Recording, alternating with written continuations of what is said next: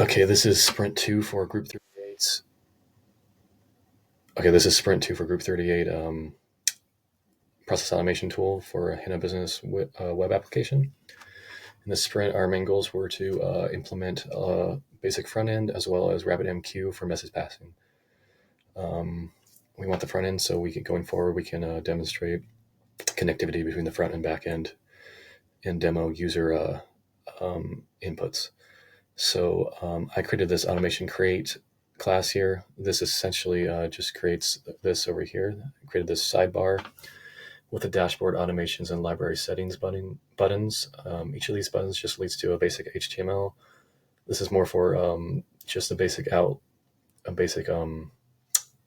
layout of how we want the front end to look. So just an idea of how it'll look. So this could be changed in the future.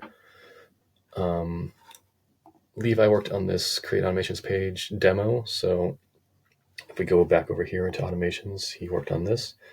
This essentially is just for demoing the creation of automation through the user interface. So you can add step, create workflow, and then you can add a workflow trigger. And these are just some of the triggers that we thought of. It could be triggered off receiving a message or an email, or you can schedule when you want it to trigger. So that's our basic front end that we've created. Going to the back end here. Demetrius worked on the consumer config and producer classes for RabbitMQ. The config class just configures the keys with the queues and the exchange. The producer class produces the messages that will be sent to the queue. So based off the keys sent from the service, it'll combine that with the message and send it to the appropriate queue. And the consumer will consume from each of the queues.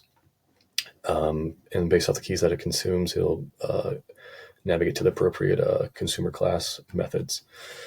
I also worked on these execute workflow and execute step functions. They essentially will take input from the controller class. So when a user wants to execute a workflow, it will save it to the repository and attach the appropriate key from the producer. It'll get the appropriate key, attach them in the message, and then send that to RabbitMQ. Same with step. It'll just do that for the step instead of the workflow. A quick demo here. I will create a step here. So we can see we're creating steps, 200 OK. I'll create a second step here. Step ID 2 created, 200 OK. We'll create a workflow based off those two steps. We have workflow ID 1, and those steps are in the workflow. And then we will execute a step. So we'll do this. All right, and step ID 1 was executed. So going back over here to our system, we can see down here, we can see the inputs here for the data, but we can see when we executed the step, we have sending message with ID 1 with the routing key step.execute, which is the appropriate routing key.